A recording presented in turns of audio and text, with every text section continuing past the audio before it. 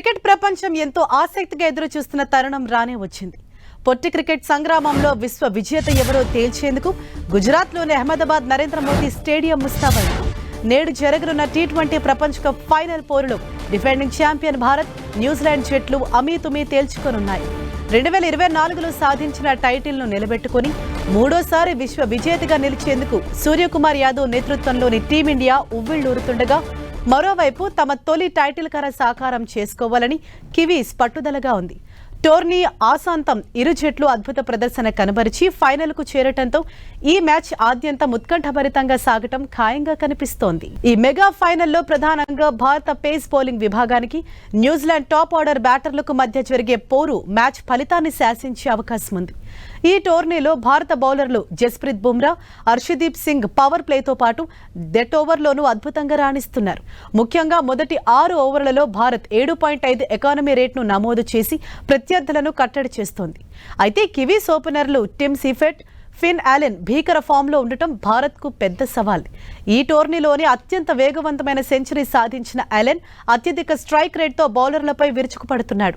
ఇక సీఫెట్కు భారత్పై మంచి రికార్డు ఉంది. బ్లాక్ క్యాప్స్ తరపున భారత్పై అత్యధిక పరుగులు చేసిన రెండో బ్యాటర్గా సీఫెట్ నిలిచాడు. వీరిని భారత బౌలర్లు ఎంత త్వరగా పెవిలియన్కు పంపిస్తారన్న దానిపై మ్యాచ్ గమనం ఆధారపడి ఉంటుంది. భారత ఆల్రౌండర్ హార్దిక్ పాండ్యా ఈ ప్రపంచ కప్లో సంచలన ఫామ్లో ఉన్నాడు.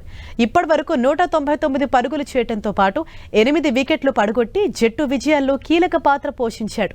ఒకే టీ20 ప్రపంచ కప్ ఎడిషన్లో 200 పరుగులు, 10 వికెట్లు తీసిన తొలి భారతీయ ఆటగాడిగా రికార్డు సృష్టించేందుకు హార్దిక్ అడుగు దూరంలో ఉన్నాడు. ఇక కెప్టెన్ సూర్యకుమార్ యాదవ్ కివీస్ బౌలర్లను సమర్థంగా ఎదుర్కొంటున్నాడు. న్యూజిలాండ్పై 58.44 సగటుతో 526 పరుగులు చేసిన స్కై ఫైనల్లోనూ తన బ్యాట్ ఝుళిపించాలని చూస్తున్నాడు. వెస్టిండీస్, ఇంగ్లాండ్పై వరుసగా ప్లేయర్ ఆఫ్ ది మ్యాచ్ అవార్డులు గెలుచుకున్న సంజు శాంసన్ కూడా సూపర్ ఫామ్లో ఉండటం భారత్కు కలిసొచ్చే అంశం. అయితే శాంసన్ను అడ్డుకునేందుకు కివీస్ బౌలర్ మ్యాట్ హెన్రీ ప్రత్యేక ప్రణాళికలతో సిద్ధమయ్యాడు.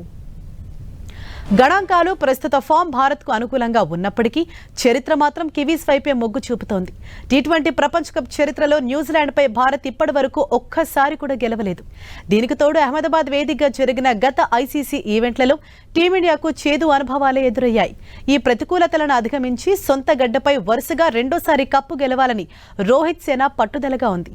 మరోవైపు భారత్పై టీ20లో 30 వికెట్లు తీసిన రికార్డున్న స్పిన్నర్ ఇష్ సోధీని తుది జట్టులోకి తీసుకుని భారత్ను దెబ్బ కొట్టాలని న్యూజిలాండ్ యోచిస్తోంది. ప్రపంచ కప్ ఫైనల్కు రిజర్వ్ డే ఉంది. ఇవాళ వర్షం వల్ల మ్యాచ్ను నిర్వహించలేని పక్షంలో సోమవారం రిజర్వ్ డేగా ఉంది. షెడ్యూల్ రోజు మ్యాచ్ ఎక్కడ ఆగిందో రిజర్వ్ డేలో అక్కడి నుంచి ప్రారంభిస్తారు. ఒకవేళ రిజర్వ్ డేను కూడా వర్షం ఆగకుండా మ్యాచ్ రద్దయితే అప్పుడు ఇరు జట్లను విజేతలుగా ప్రకటిస్తారు. మ్యాచ్ జరిగి టై అయితే సూపర్ ఓవర్తో విజేతను తేలుస్తారు. ఫలితం వచ్చే వరకు సూపర్ ఓవర్లు కొనసాగుతూనే ఉంటాయి.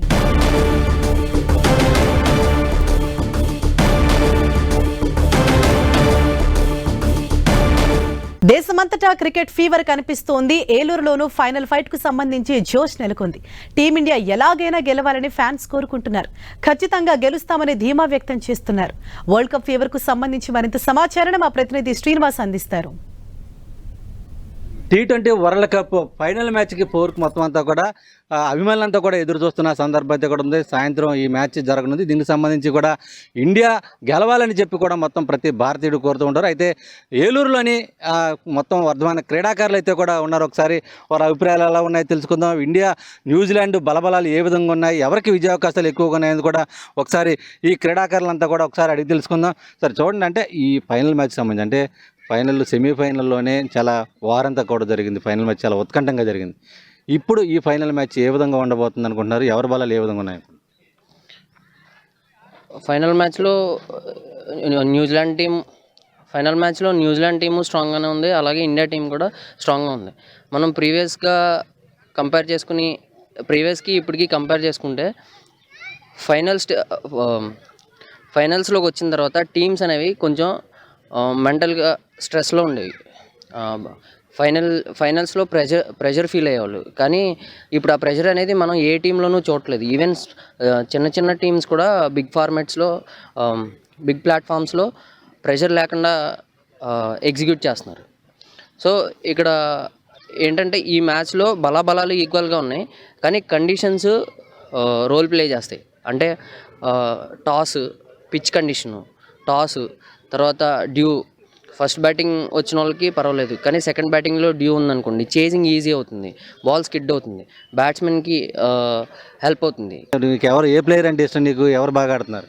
అభిషేక్ శర్మ అంటే నాకు చాలా ఇష్టం. మా ఇన్స్పిరేషన్ ఇస్ అభిషేక్ శర్మ. ఇంకా ఇప్పుడు బాగా ఆడే సంజు శాంసన్ ఫామ్లో ఉన్నాడు చక్కగా. ఈసారి కొడితే సెంచరీ కొడతాడు.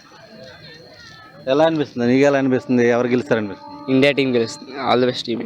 ఇంకా సంజు శాంసన్ లాస్ట్ 2 మ్యాచెస్ నుంచి బాగా ఆడుతున్నాడు కాబట్టి, సెంచరీ మిస్ అయింది కాబట్టి లాస్ట్ మ్యాచ్లో సెంచరీ చేసి ఇండియాని గెలిపిస్తాడు. టీం అంటే బలాబలాలు అన్నీ కూడా కొంచెం న్యూజిలాండ్ కూడా అటు బౌలింగ్ బ్యాటింగ్లోనూ కూడా పటిష్టంగానే ఉంది, అలాగే ఇండియా కూడా అందుకు తగ్గట్టుగానే ఉంది. అయితే ఫైనల్ మ్యాచ్లో మొత్తం సంబంధించి కూడా ఆ గ్రౌండ్లో దిగిన తర్వాత టాస్ విన్నింగ్ దగ్గర నుంచి కూడా అన్నీ కూడా కీలక పరిణామాలు ఉంటాయి. ఈ నేపథ్యంలోనే ఎవరు బలాబలం ఏంటనేది కూడా కొంత ఊహించి ఉన్నప్పటికీ కూడా అయితే ప్రతి భారతీయుడు ఇండియాదే విజయం అని కూడా భావిస్తారు కాబట్టి ఎక్కువ ఛాన్స్ అంతా కూడా అంటే స్పిన్నర్స్ని ఎక్కువగా బరిలోకి దించితే మొత్తం విజయావకాశాలన్నీ కూడా ఉండే అవకాశం ఉందని చెప్పి కూడా క్రీడాకారులు చెబుతున్న పరిస్థితి. ప్రసాద్తో శ్రీనివాస్, టీవీ, ఏలూరు నుంచి.